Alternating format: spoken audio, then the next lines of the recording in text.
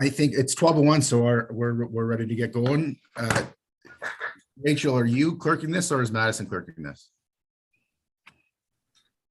I will. Just so I'm, oh, okay.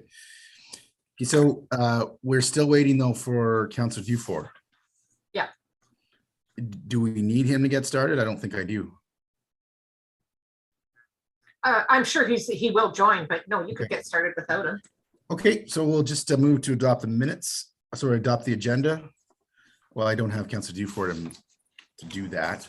I'll put you as seconder. Yeah, please. Councillor Shoemaker, you're good with adopting the agenda as presented? Yeah, absolutely. Okay, we're in favor. The same thing for our minutes, Councillor Shoemaker, of the meeting of February 9th. Yeah. Okay. I do not have a continuing interest. I don't expect that you do. I do not. Okay. So we've got a full copy of the amended procedural bylaw in front of us. Councillor Shoemaker, I've went through it all. I expect you have too. Yeah. Before kind of we go to questions or discussions, I just wanted to go to the clerk to see if she wanted to touch on anything and give us any perspective, and then I'll give you a chance to ask any questions you may have, and we'll go from there. Yeah, so I thought it would be easiest for committee members to see the marked up bylaw so you could see what's coming out and what's going in. Lots of grammatical stuff. I've got a draft report after this meeting that I will do to council that just is sort of a narrative of what's changed, because I thought it would be too confusing for members of council if we sent them the marked up. So mostly provisions of as a result of the electronic meeting rules and live streaming. A lot of these things we have been doing already, but further to discussions with the Ombudsman's office about various matters, we thought if we specify them in the bylaw, it just makes it clearer for certainly the public.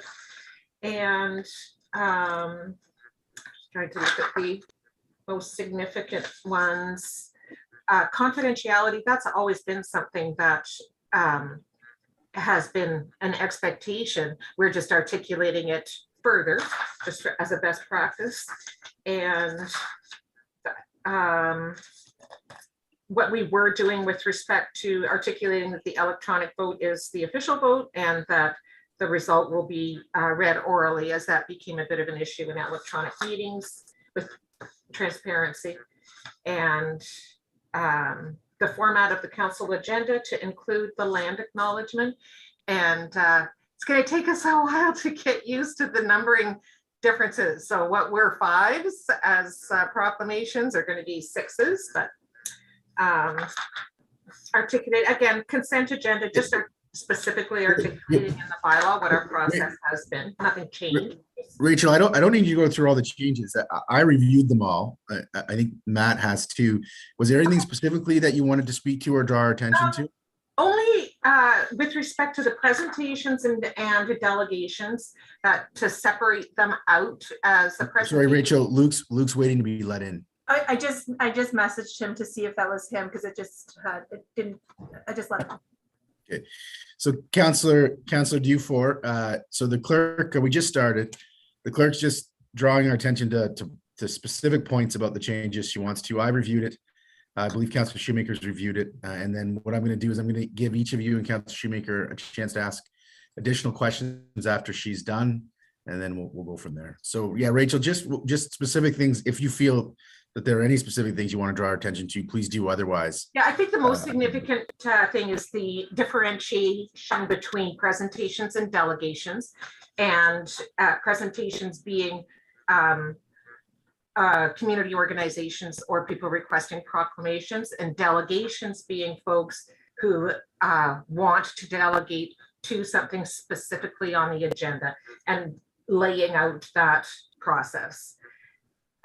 As well as the nuances to the opportunity to be heard where notice not given, in discussions with the Ombudsman's office, just sort of saying it crystal clear as to what the process is, not changing the process so much, just articulating it so that it's set out in the bylaw that way. And some nuances to the board and committee process that no city employee can be a voting member except on a task force, and silencing of electronic devices is not huge. And that anonymous communications are not retained as part of the official record. So Rachel, one of the only comment I'd make, and then is that I do think it would be valuable to send council when you send the report. I think you should have obviously the bylaw attached, but I think it is valuable to send them the redlined, the track change version, because it brings your eye pretty quickly to the changes, and it saves you a lot of time. So I don't think whatever confusion it might create, I think that's outweighed by the benefit of being able to skip right to the points that have changed and to see how they've changed. Councilor Shoemaker, did you have any questions or comments you wanted to make? I did. I had a couple of them. Rachel clarified one of them there in terms of the differentiation between presentations and delegations, and that was the presentation provision. I thought was kind of vague on what it meant, because it said if someone wanted to present on any matter, they had to reach out a week before or something like that. I don't have the wording directly in front of me because I'm driving, but is presentation defined earlier in the bylaw? I forgot to go back and check that. Because you said it was community organizations or events that were going to be, but I didn't see that in the bylaw itself. Yeah, we haven't articulated that, and perhaps we should in the 25.1, just to I think it makes sense to do so, because otherwise it reads as if someone has to reach out to council to present on anything a week before, which obviously we know isn't possible for agenda items. But if you're meaning it to be specifically for what we consider delegation, then I think that should be spelled out a bit more. Okay.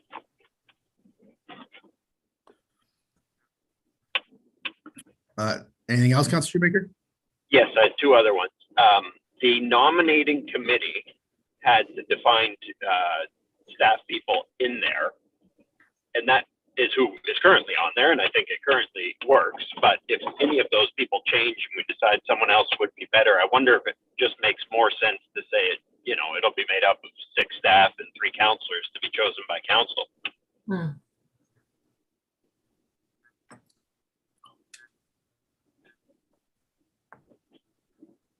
I mean, the reason the titles are there is because those are the staff folk who liaise with the board and committees, but certainly we could just say whatever the number is.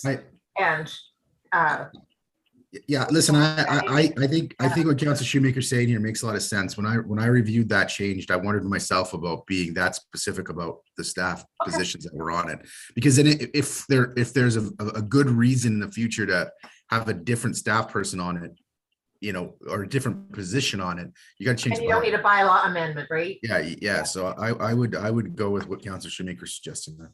Yep. My only other one was there's a prohibition there on, I don't know, is it broadcasting audio recordings of the council meeting or something like that? Yes.